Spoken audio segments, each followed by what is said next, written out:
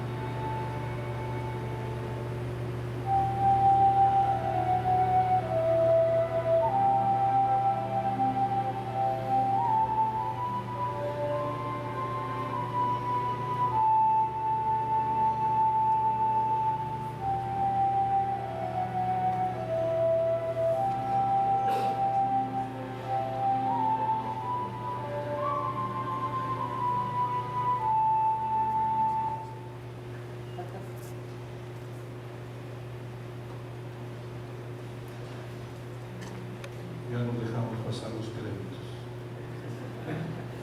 Bueno, esta es una introducción más o menos que nosotros le presentamos a los obispos en la asamblea para motivar en ese momento. Por eso vieron que comenzó el reloj en el año 17, que fue el año pasado, cuando lo presentamos ante los obispos. Pues vamos a comenzar en materia. Comenzamos con el texto bíblico que está ahí en el documento. Para seleccionar el texto bíblico tuvimos que escucharnos los obispos. Teníamos unos primeros textos que relatan en el Evangelio el hecho de la redención, la crucifixión del Señor. Pero dado que la característica principal de este documento era querigmática, era necesario tomar un texto que, sin descuidar el hecho mismo histórico de la redención, pudiera transmitir el significado que tiene para la vida de nosotros. Por eso tenemos ese texto que le voy a pedir a alguien que nos haga favor de leer. Jesús el Nazareno, hombre acreditado por Dios ante ustedes con milagros, prodigios y signos que Dios realizó entre ustedes por medio de él. Como ustedes mismos saben, fue entregado según determinado designio y previo conocimiento de Dios. Ustedes lo mataron clavándolo en la cruz por mano de unos impíos, pero Dios lo resucitó librándolo de los lazos del Hades, pues no era posible que lo retuviera bajo su dominio. Dios resucitó a este Jesús. Todos nosotros somos testigos de ello. Así pues, exaltado por la diestra de Dios, ha recibido del Padre el Espíritu Santo prometido y lo ha derramado. Esto es lo que ustedes ven y oyen en este momento. En este sencillo pasaje del libro de los Hechos tenemos como aglomerados los acontecimientos que celebraremos, los que vivan para ese año 33, fundamentales de nuestra fe: la crucifixión y muerte, la resurrección, la ascensión y el envío del Espíritu Santo. Todos esos hechos se celebrarán en el año 33. 2000 años de la crucifixión, 2000 años de la resurrección, 2000 años de la ascensión, 2000 años de Pentecostés. Es todo el misterio pascual celebrado en el año 33, porque hablar de la redención lo vamos a ver en la parte doctrinal de modo aislado y puntual. Hay el peligro que no se comprenda bien lo que será el jubileo del año 33. Pero lo más destacable aquí es que además de que señala puntualmente los acontecimientos cristológicos, viene la expresión todos nosotros somos testigos de ello. Este es el carácter querigmático. El que anuncia la muerte y la resurrección del Señor, la anuncia como testigo y tiene que ser capaz de pasar de la crónica a la vida que se transmite por la predicación. Un poco el ejercicio de Maús. Recuerdan que los discípulos, su primera versión de los hechos es simplemente narrada como de forma neutral y triste, desolados. Pero después del encuentro con Jesucristo, ellos se convierten en testigos de que ese Señor Jesús, que fue sentenciado a muerte, que padeció, murió y resucitó, está vivo, es parte de su vida, se han encontrado con Él. Esta es la vida del cristianismo, la vida de la iglesia. Si esto no es así, nosotros seríamos meramente cronistas de hechos pasados, pero no testigos de estos acontecimientos, como los teólogos alemanes que distinguen en el lenguaje teológico dos palabras: hablar de los hechos como historia, pero hablar también de los hechos con su significado. La famosa palabra alemana Geschichte, que es la historia que tiene que ver con tu vida. Por eso este pasaje es el pasaje, vamos a decir, que marcará todo el recorrido del documento. Podía haberse puesto todo la predicación de Pedro, pero quisimos centrarla en este paso. Pasamos.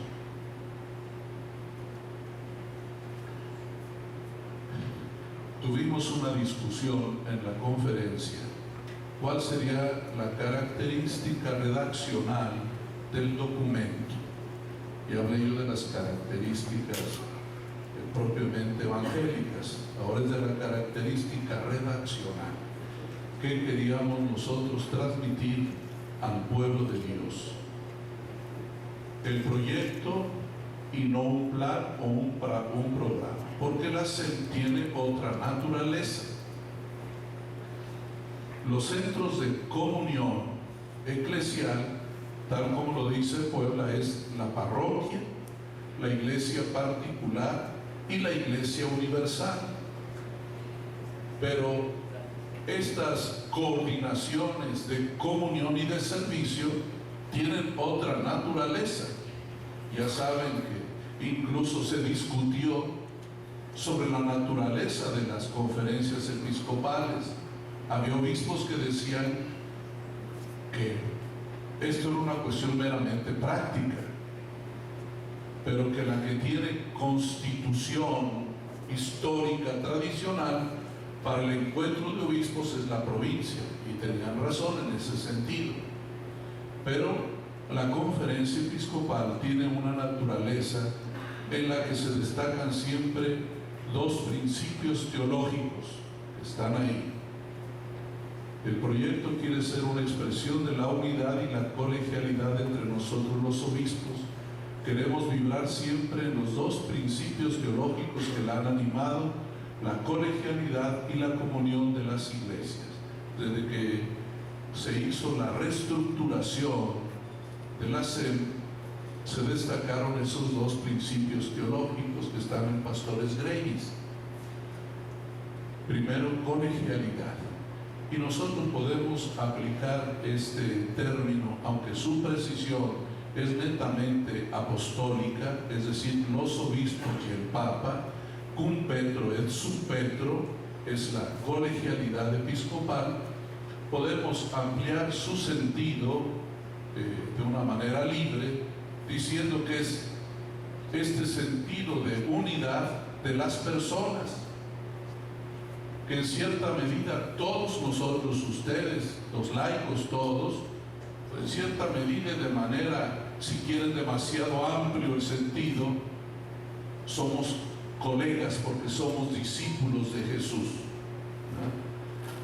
Ya no podemos ver a los laicos de otra manera, somos colegas, somos discípulos del Señor.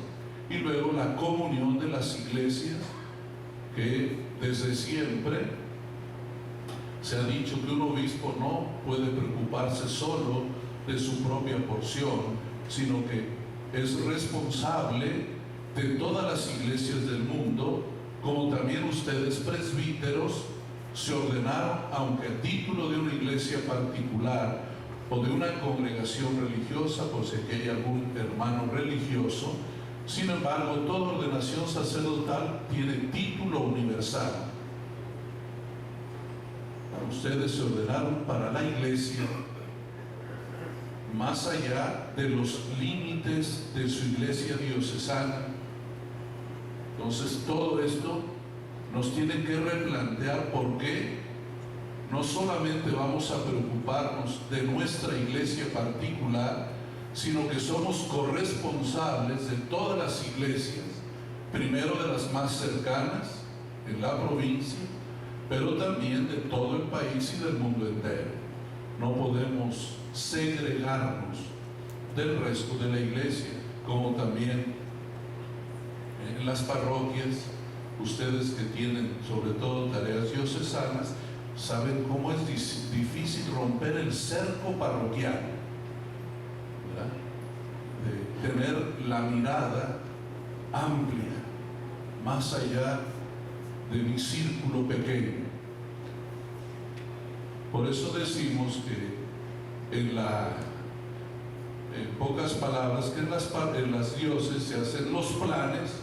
Nosotros como obispos solamente damos un proyecto.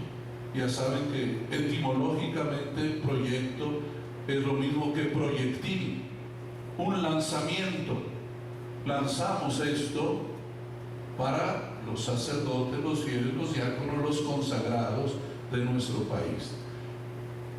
La pastoral exige pues tener una doble mirada, cerca y lejos, particular y global, donde lo concreto no quite la mirada de lo más amplio. Este es un ejercicio siempre complicado, difícil, porque debemos tener las cualidades, conservar las cualidades de nuestros ojos.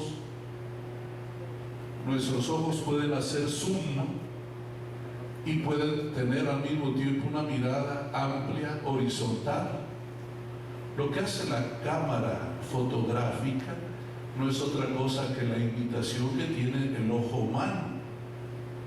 Nosotros podemos concretar, seguir la mirada. Ahorita yo veo estos 4 mosaicos, pero puedo también mirar ampliamente, ¿verdad?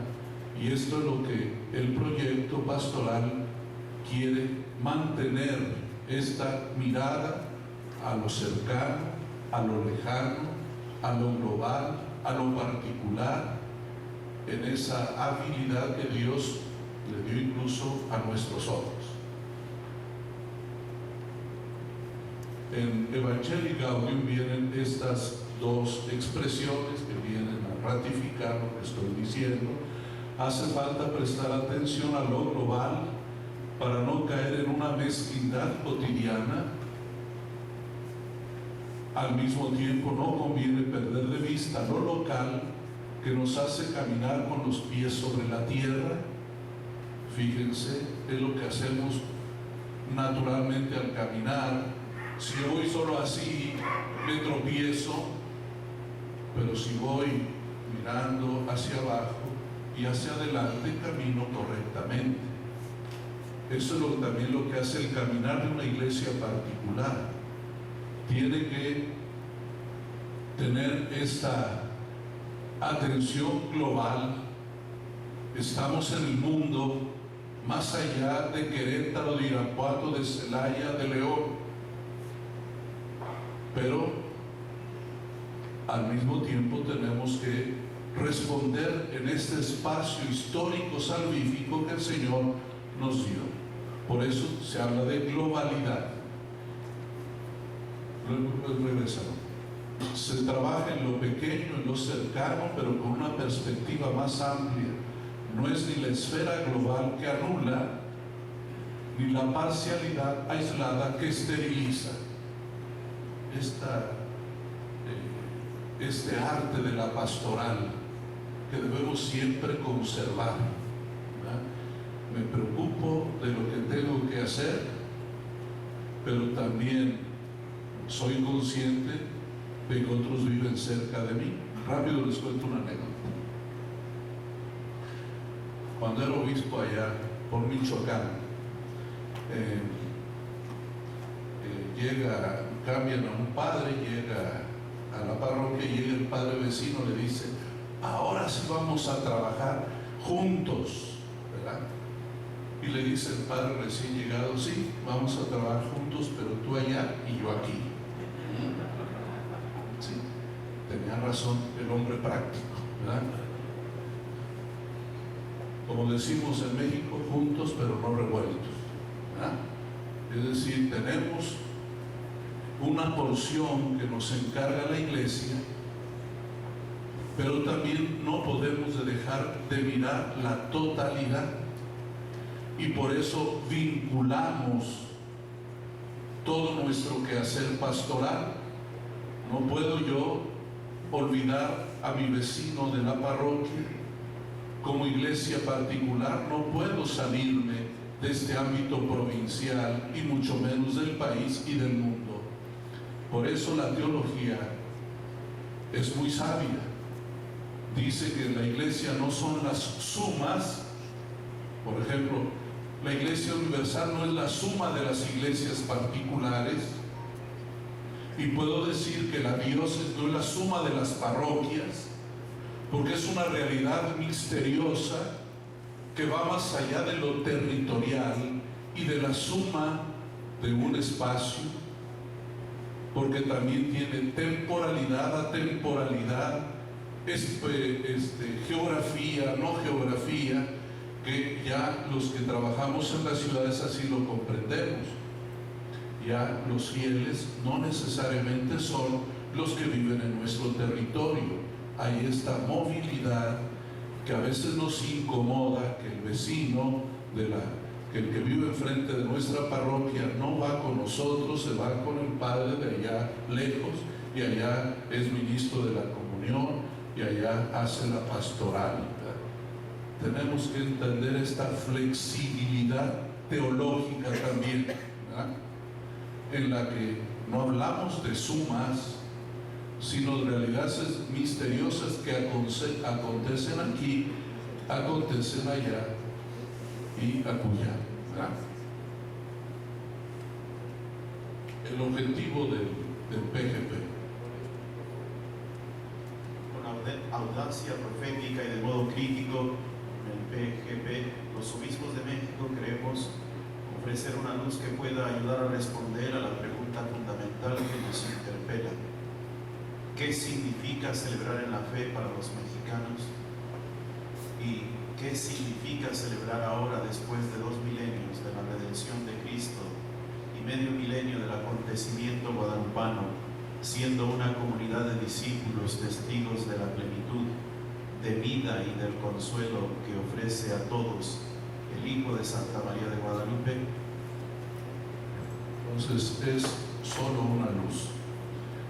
el documento no es una enciclopedia de lo que pasa en el país.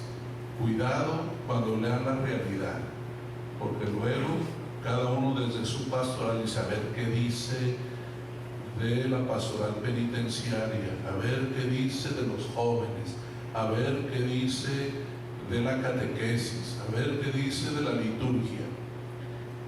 Y si de mala suerte no hubiera una alusión, qué decepción. Pero es una visión global en la que no necesariamente el análisis estructural está sólido, que muchas cosas son la coyuntura que tiene nuestro país en este momento. Por eso es una luz. A ver, Padre Jasso, léeles cómo está organizado. El Padre David Jasso viene conmigo de allá de Monterrey.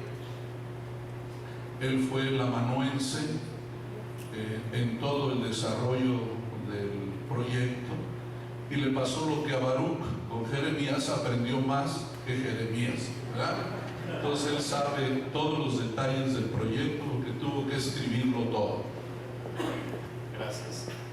La estructura del PGP tiene 3 partes. Don Rogelio nos ha ayudado con la introducción principalmente, y la primera parte tiene que ver con el ver. Esta estructura del ver, juzgar y actuar está vigente, y miramos la realidad como pueblo redimido por Jesucristo y amado de Santa María de Guadalupe.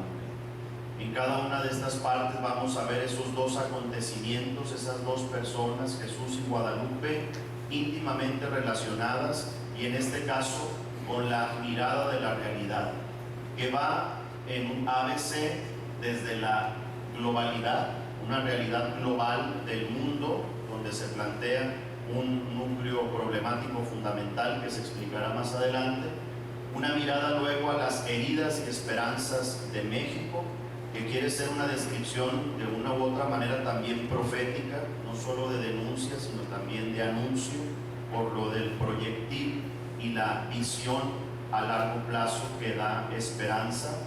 Y finalmente una mirada a nuestra iglesia, donde principalmente se describirán lo que tiene que ver con los agentes de pastoral y algunas circunstancias particulares.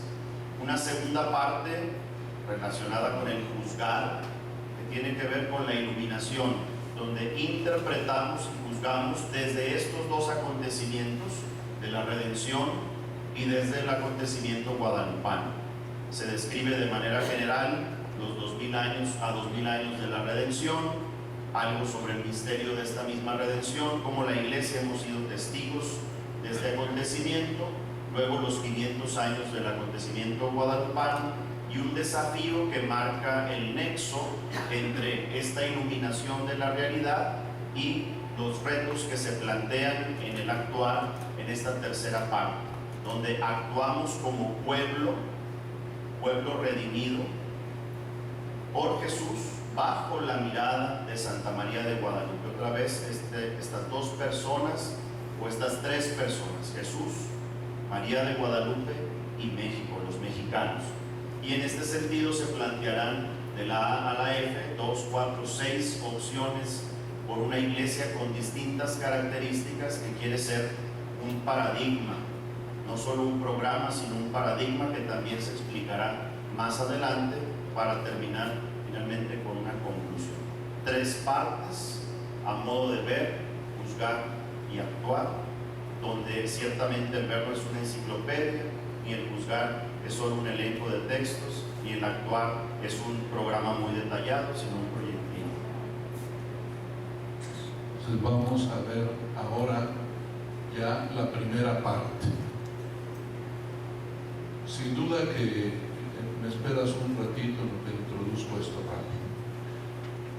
Sin duda que mirar la realidad cada vez más uniforme en el mundo, en el que parece que lo que antes eran diferencias hoy son similitudes, e inclusive exteriormente nos parecemos, la piel no, pero el modo de vestir, la globalidad de las comunicaciones, de la interacción, ha dado una especie de ciudadano global. Por eso en el video les pudo llamar la atención que sacamos realidades de África, pero que son las mismas que vivimos en México. Entonces la realidad no es exclusiva de nuestro país, sino que nosotros la asumimos o la padecemos de modo distinto. Entonces la realidad en cierto sentido tiene ya una globalización mundial. Por eso el acento principal de la presentación es lo que tiene que ver con las megatendencias que el mundo tiene hoy y que nosotros somos testigos de ellas. Es imposible elencarlo todo, pero yo quiero subrayar algunas y las digo en un desorden de importancia, sino realidades que están ahí. La primera es que en este momento todos separan lo ético y moral de lo natural. Hoy en la mañana vi el noticiero de Televisa, entrevistaron a un médico para explicar el tema de las drogas.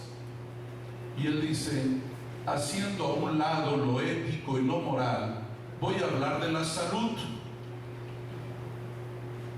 El problema de las drogas es un problema de salud, no es un problema ético ni moral. Esta es la tendencia por todos lados, como a separar lo que naturalmente va integrado, el corazón, el pensamiento, la acción de las personas. Entonces hay una tendencia cada vez más fuerte al desplazamiento de lo ético y sobre todo de lo moral, de lo natural. Segunda tendencia, para mí muy importante, es crece la horizontalidad en las relaciones interpersonales y en las relaciones institucionales, obligando a una nueva lectura de la jerarquía. Hoy se rompieron los estándares de respeto. Es una tendencia. Es muy normal que un muchacho no sabe de tú. Para él no significa ningún problema. Ni siquiera piensa que está faltando al respeto. Hoy cualquiera te raya la madre. Así seas obispo, arzobispo o incluso al papa. Esta horizontalidad modifica pues la estructura de autoridad desde el seno familiar. Los papás que ya no saben qué hacer, cómo dirigir, coordinar a sus hijos, los problemas de las empresas, los problemas de la Iglesia Católica. Las empresas todavía pueden sostener su mecanismo de dirección y de un organigrama piramidal porque están de por medio las sanciones económicas. Pero entre nosotros no es así. Un empresario de Monterrey le comentó a uno de los padres que supo que un sacerdote no se quería cambiar de parroquia. Y le dijo el empresario, uno de los más grandes de ahí, a mí me hace eso un trabajador y lo mando a volar. Tiene razón. Pero la Iglesia Católica y la relación entre ustedes, los sacerdotes y nosotros, no son relaciones laborales. Tienen otra naturaleza, de una familia, de un compromiso existencial y vital. Aquí no es de que te vas a volar. Entonces hay una modificación real en esta mirada horizontal cada vez más y más avanzada, en la que corremos el peligro de extraviarnos o de añorar el pasado, como decía el documento del año 2000, querer ejercer la autoridad de modo extemporáneo, que lo único que haces es gritar, pero nadie te hace caso. Hay una sensibilidad nueva para entender el papel de la autoridad y de las relaciones interpersonales, y por lo tanto también nosotros tenemos que redefinir nuestro papel de pastores y nuestro concepto de jerarquía. No porque cambie esencialmente, pero tenemos que vivirla de otro modo, siempre evangélica, pero que nos obliga a limpiarla de lo que se va pegando con la historia, ¿verdad?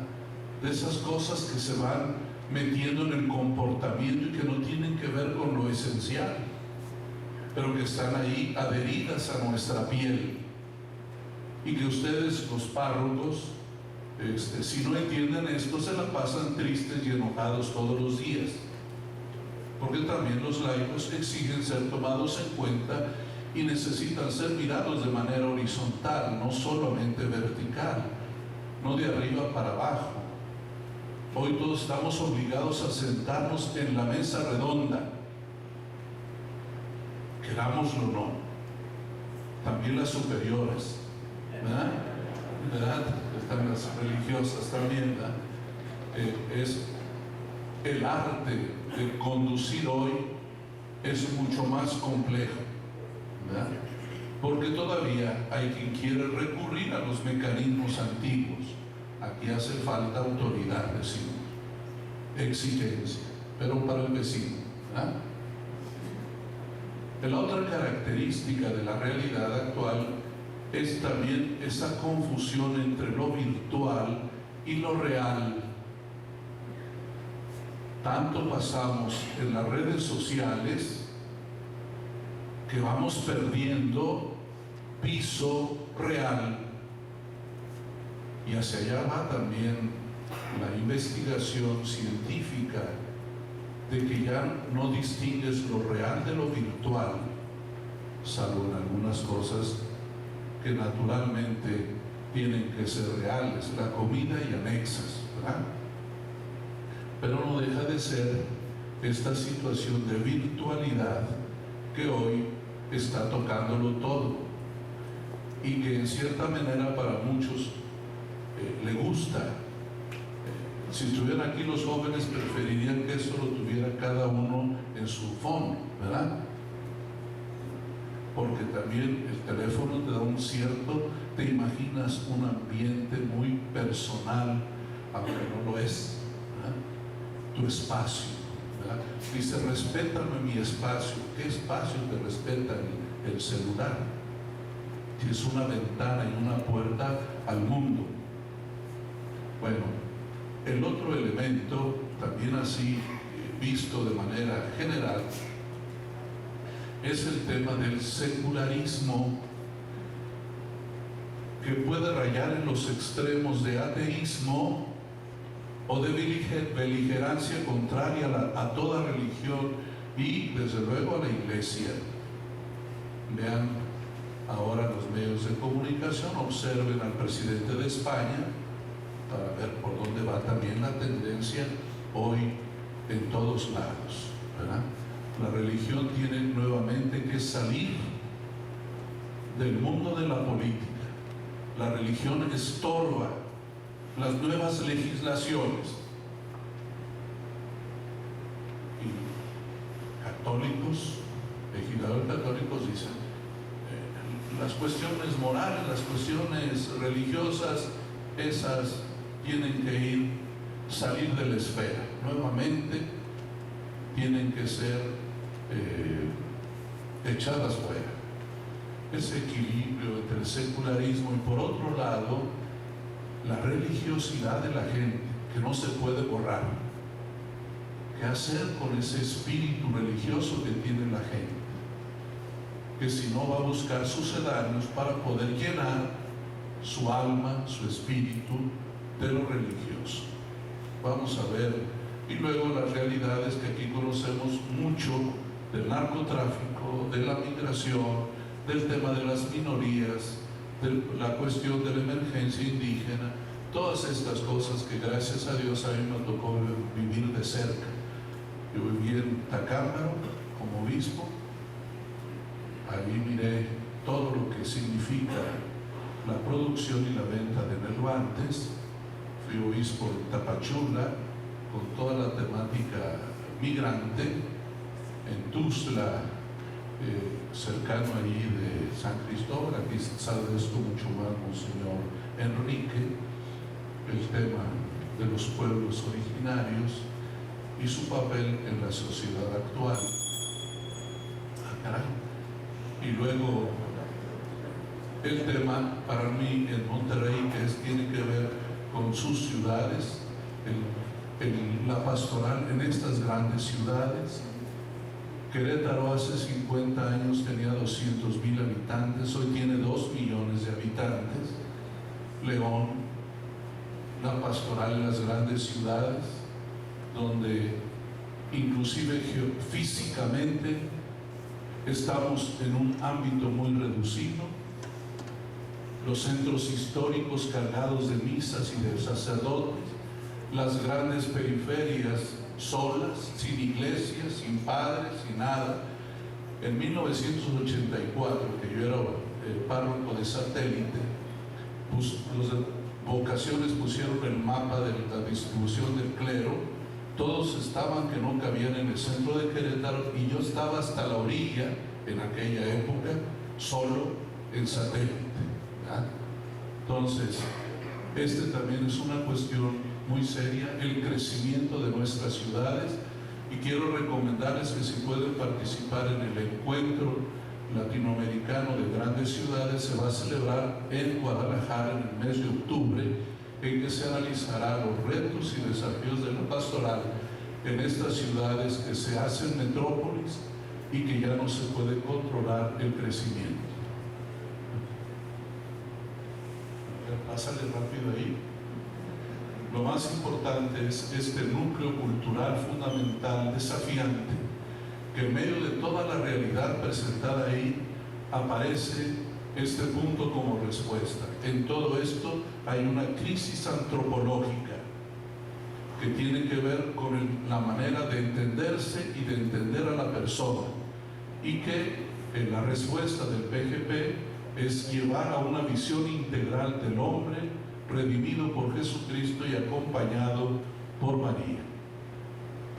Aquí está una mirada sobre la realidad global, que no hablé también sobre el tema de la economía, una transformación cultural en la que están estos elementos que la activan: la economía, el relativismo, la ecología, las tecnologías de las comunicaciones, el arribo de inéditas espiritualidades, la crisis de sentido, la migración forzada, las nuevas ideologías que afectan a la familia, el papel de la mujer y las nuevas tendencias de las cuales ya hablé.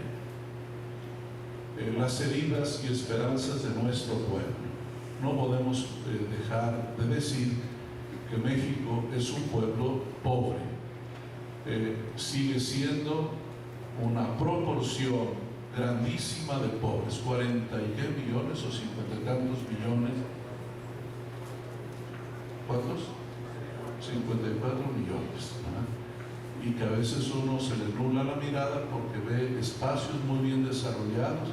Cuando vamos a una ciudad como la de Querétaro nos quedamos atónitos del crecimiento de los edificios grandes, de las catedrales económicas, pero cuando ya pisamos y vemos el caminar ordinario de la gente, sabemos que la cosa está que arde, ¿sí?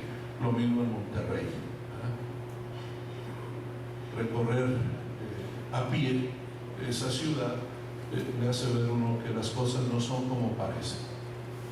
Como obispos, desde aquí queremos hacer un camino sinodal, mirando lejos, ocupándonos de nuestros desafíos actuales, pidiendo para nosotros al Señor una verdadera conversión pastoral, personal y pastoral. Entonces viene ya el trabajo en grupo. Disculpen que así fue apiñado todo en lo que yo dije, pero ustedes lo saben, lo sienten, ¿verdad? Ahora hay que verbalizarlo. Y estas son las preguntas que proponen aquí. No, mejor la de aquí, las que propuso el vicario de aquí de la provincia. ¿Tú di cuál es la pregunta? La indicación del padre Rogelio van a ser las 3 preguntas. En este momento tenemos ahí en su hoja del horario el trabajo por grupos y dice: después de la exposición de la primera parte, ¿cuáles serían los retos propios de nuestra provincia? Y bueno, están también estas: ¿cómo estás viviendo esta realidad en tu vida, en tu servicio pastoral, en tu ministerio? Está muy enfocada. Y señalar por medio del consenso cuáles son los 3 aspectos que deben ser prioridad en la provincia.